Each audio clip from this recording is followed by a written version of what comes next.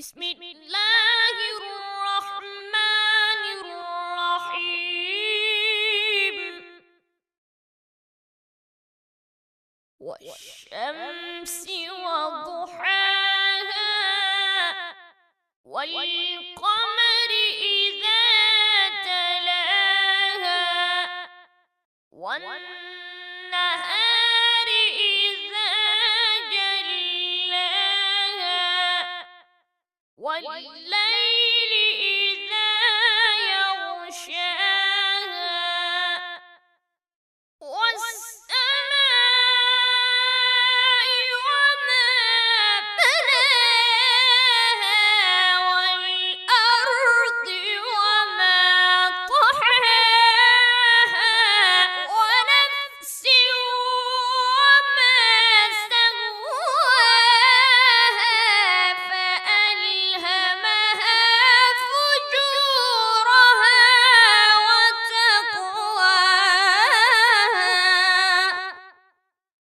قد أفلح من زكاها وقد خاب من دساها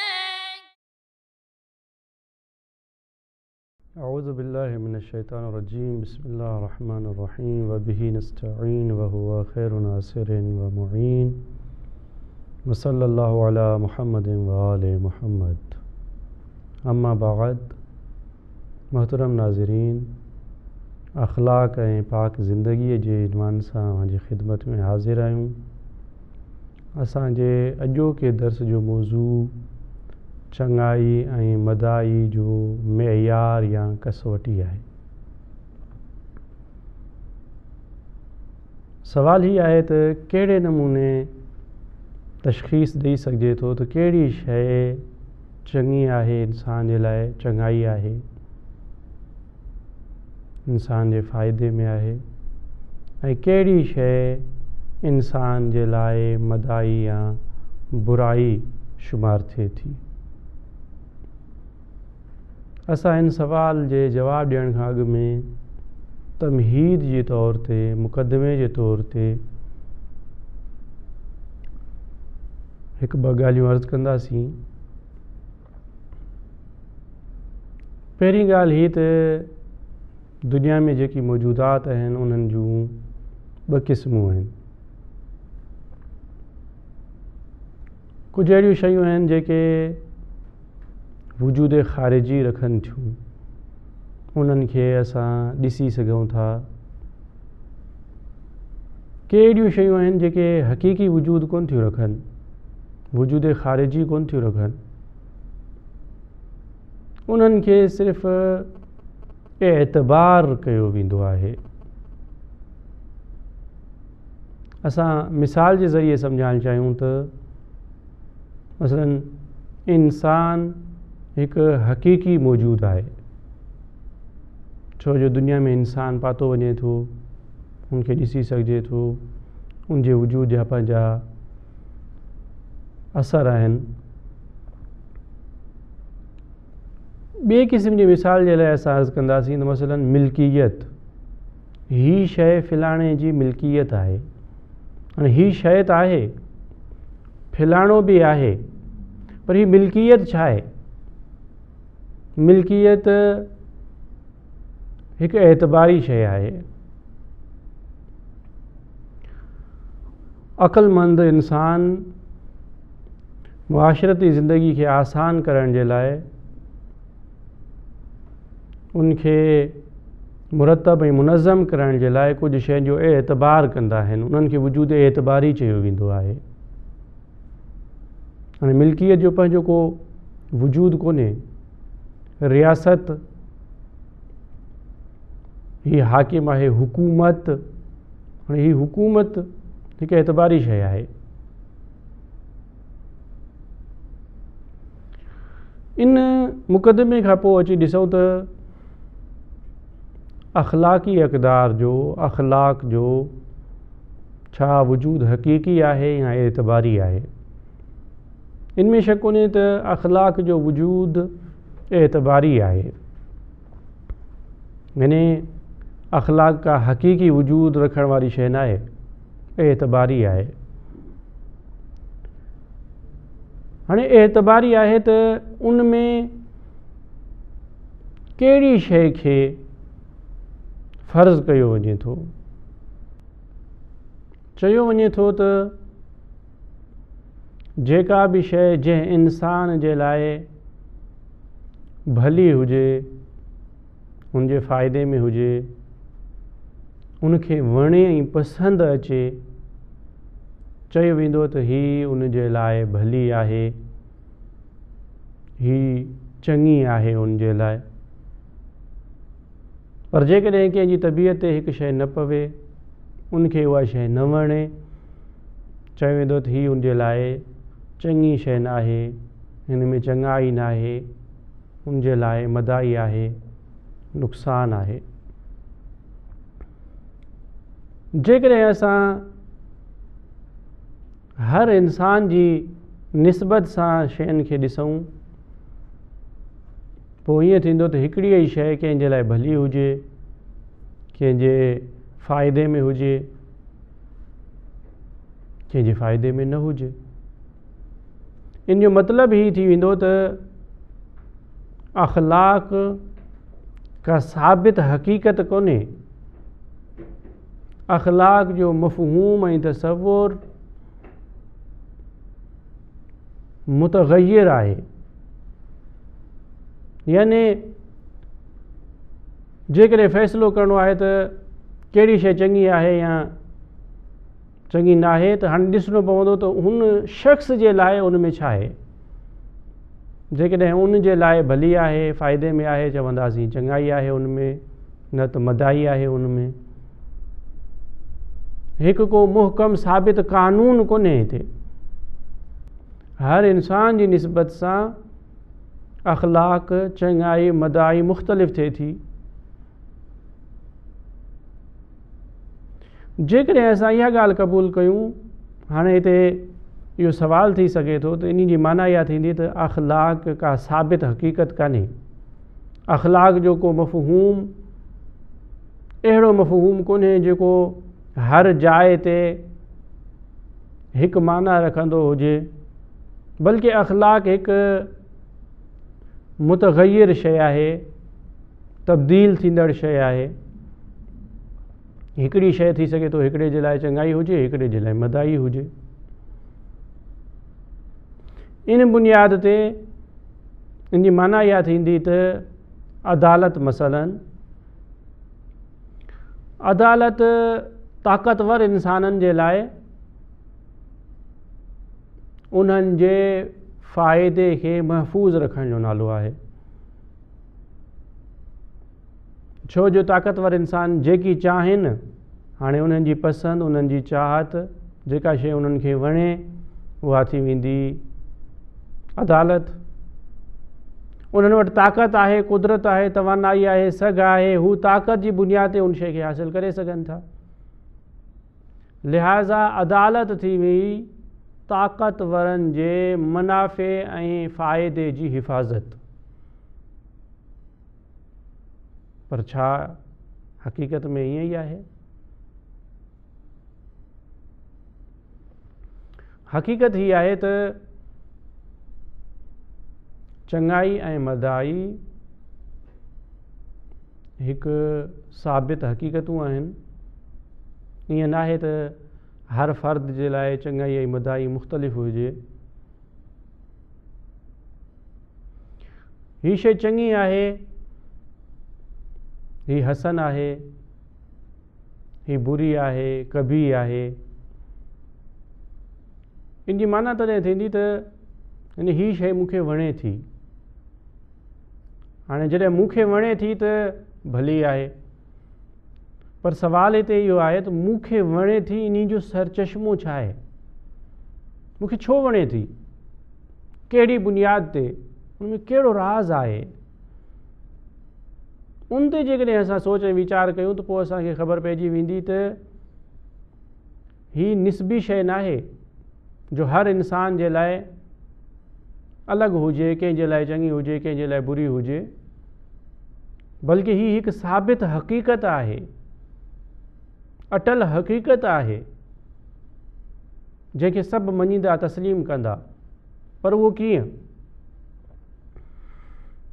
उहो ईअं जो हाणे इहो असांखे ॾिसणो पवंदो त इहा शइ मूंखे छो थी वणे। लाज़िम आहे त को बि अक़लमंद इंसान कंहिं शइ खे तॾहिं ई चाहींदो जॾहिं उहा शइ उनजे फ़ाइदे में हुजे, उनजी हयाती जे लाइ लाज़मी हुजे, मुफ़ीद हुजे, यानी उन में उनजे लाइ का मसलहत पाती वेंदी हुजे। हाणे मसलहत मुफ़ीद हुजे उन जा वरी ॿ क़िस्म आहिनि। कॾहिं आहे त हिन शख़्स जे लाइ मुफ़ीद आहे। मां हिकु इंसानु आहियां, पंहिंजी जॻह ते हिकु इंसानु आहियां।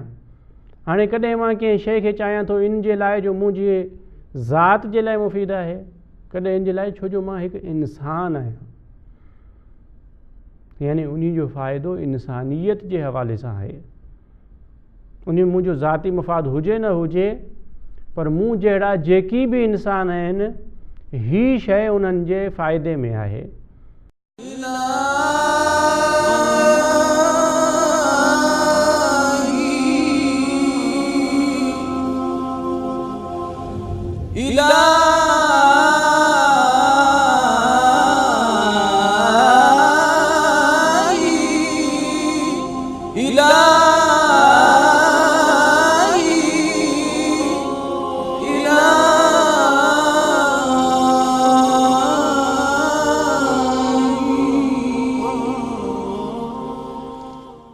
हाणे जॾहिं असां सभिनी इंसाननि खे मदे नज़र रखंदासीं, उन बुनियाद ते जेका शइ वणंदी उहा सभिनी खे वणंदी, छो जो ॿिया बि मूं वांगुरु इंसान ई आहिनि। इंसानियत जी बुनियाद ते जेकॾहिं मूंखे शइ वणे थी त उहा ई शइ ॿिए खे बि वणंदी, टे खे बि वणंदी, जेके बि इंसान आहिनि मिड़नी इंसाननि खे वणंदी, छो जो उहे इंसान आहिनि ऐं मूंखे बि वणे पई त इन जे लाइ जो मां इंसान आहियां। मां हिकु शख़्स हुजण सां अलॻि, मुंहिंजी हिकु ज़ात ऐं शख़्सियत हुजण सां अलॻि अलॻि मां इंसानियत जो हिकु फ़र्द आहियां। इन लिहाज़ इंसानियत जी बुनियाद ते जेका शइ मूंखे वणंदी, ज़ैद, अमर, बकर ऐं ख़ालिद खे बि वणंदी, छो जो उहे इंसान आहिनि। हीअ जेका वणण वारी ॻाल्हि आहे, हिते हिकु शख़्स खे मदे नज़र रखणु सही कोन्हे। जेके चवनि था त अख़लाक़ निस्बी आहे, उहा ग़लती इहा कनि था जो हू मेयार हिकु इंसान खे करार ॾियनि था त हिन इंसान जे लाइ छा आहे। न, मेयार हिकु फ़र्द कोन्हे, बल्कि इंसानियत जी बुनियाद ते जेका बि शइ वणंदड़ हुजे, जेका भली लॻे, उहा चङाई आहे न त मदाई आहे, इंसानियत जी बुनियाद ते। हाणे वरी इहो सुवालु थींदो त इहो कीअं थी सघे थो जो मां हिकु शख़्स हूंदे सिर्फ़ु पंहिंजे फ़ाइदे नफ़े नुक़सान खे न ॾिसां, बल्कि इंसान ज़ात जे फ़ाइदे नफ़े नुक़सान खे मेयार करार ॾींदे कंहिं शइ खे पसंदि कयां। इन जो हिकु जवाबु हीउ ॾिनो वियो आहे त अल्लाह साईं हर इंसान जे अंदर में ॿ शयूं रखियूं आहिनि। हिकु उनजी पंहिंजी ज़ात सां मुहबत आहे, जंहिंजी बुनियाद ते हू पंहिंजी ज़ात जे लाइ कंहिं शइ खे चूंडे थो, ॾिसे थो त हीअ मुंहिंजे फ़ाइदे में आहे, नफ़े ऐं नुक़सान में आहे। हिकु ॿी जेका शइ अलाह साईं हर इंसान में रखी आहे उहा इहा आहे त हू ॿियनि इंसाननि जे फ़ाइदे खे बि नज़र में रखे थो। यानी इंसान जेके शयूं चाहे थो ॿिनि बुनियादनि ते, या शख़्स ऐं ज़ात जी बुनियाद ते, या नौ ऐं इंसानियत जी बुनियाद ते, छो जो मां बि हिकु इंसान आहियां। मिसाल जे तौर ते सच भली ॻाल्हि आहे, सच ॻाल्हाइणु, छो जो ॿियनि जी इन में ख़िदमत आहे। हाणे सच ॻाल्हाइणु ख़िदमत जी बुनियाद ते, नज़्म ऐं ज़ब्त जी बुनियाद ते सुठी शइ आहे, पर कॾहिं इहो इत्तफ़ाक़ थींदो आहे जो कूड़ ॻाल्हाइण में मसलियत हूंदी आहे, मसलियत वारो कूड़। हाणे छा उहो भलो आहे या बुरो आहे? किथे ईअं हूंदो आहे जो सच ॻाल्हायो वञे त फ़साद थिए थो, मसलियत कूड़ ॻाल्हाइण में आहे त उते कूड़ भलो आहे, छो जो सच हुजण जी बुनियाद ते भलो न हो, सच इन जे लाइ भलो हुयो जो उन में ॿियनि जी ख़िदमत हुई, नज़्म ज़ब्त हुयो, मुआशिरो मुनज़्ज़म ऐं मुरतब रहे पियो। पर जेकॾहिं किथे सच ॻाल्हाइण सां फ़साद थिए थो, उते कूड़ ॻाल्हाइणु बहितर रहंदो। इस्लामी नुक़्ते नज़र खां असांजो वजूद ॿिनि शयुनि खां मुरकब आहे। हीउ जेको चवां थो मां, इहो मां इन मां मुराद कॾहिं हैवानी मां हूंदी आहे, यानी छो जो मां हिकु हैवान आहियां, हिकु इंसान आहियां, यानी मूं में हैवानियत इंसानियत पाती वञे थी इन बुनियाद ते, जंहिंखे चवंदा आहिनि माने हैवानी। कॾहिं इहो मन या मां मलकूती हूंदो आहे। अलाह साईं जंहिंजे लाइ इरशाद फरमायो हो त जॾहिं मां इनखे संवारे छॾियां, सींगारे छॾियां, व नफ़ख़्तु फ़ीहि मिन रूही, ऐं इन ढांचे में पुतले में पंहिंजी रूह फूकियां, पोइ सजदो कजो। हज़रत आदम अलैहिस्सलाम जे लाइ इरशाद फरमायो हुयईं। हाणे इहो इंसान इन में मने मलकूती पाती वञे थी। जेकी बि शयूं मने मलकूती जी बुनियाद ते वणंदड़ हुजनि उहा चङी आहे। जेका बि शइ मने मलकूती जी बुनियाद ते वणंदड़ हुजे उहा चङी आहे, उन में चङाई आहे, न त उन में मदाई आहे। बसि अख़लाक़ हिकु शख़्सी ऐं ज़ाती मफ़ाद जो नालो न आहे, बल्कि सभिनी इंसाननि खे, मिलनी इंसाननि खे मद्देनज़र रखी, इंसानियत ज़ात खे नज़र में रखंदे जेका शइ इंसान ज़ात खे वणे उहा भली आहे, न त उन में मदाई आहे। इन बुनियाद ते चङाई ऐं मदाई जो मेयार या उन जी कसवटी हिकु ज़ात कोन्हे, हिकु शख़्स कोन्हे, बल्कि इंसानियत मेयार आहे। जेका बि शइ इंसान ज़ात जे फ़ाइदे में हुजे उन में चङाई आहे, जेकॾहिं न हुजे त उन में मदाई आहे। सिर्फ़ु पंहिंजी ज़ात खे ॾिसणु ही हैवानियत आहे, तंग नज़री आहे, इंसानी अक़दार जी पामाली आहे। असां उमेद करियूं था त अलाह साईं असांखे इन्हनि बहितरीन मज़मूननि खे सम्झण ऐं उन्हनि ते अमल करण जी तौफ़ीक़ अता फ़रमाए। वस्सलामु अलैकुम वरहमतुल्लाहि वबरकातुहू। अल्लाहुम्मा अन्फ़अना बिल-इल्म वज़य्यिन्ना बिल-हिल्म वजम्मिलना बिल-आफ़िया वकर्रिमना बित-तक़वा برحمتك يا أرحم الراحمين।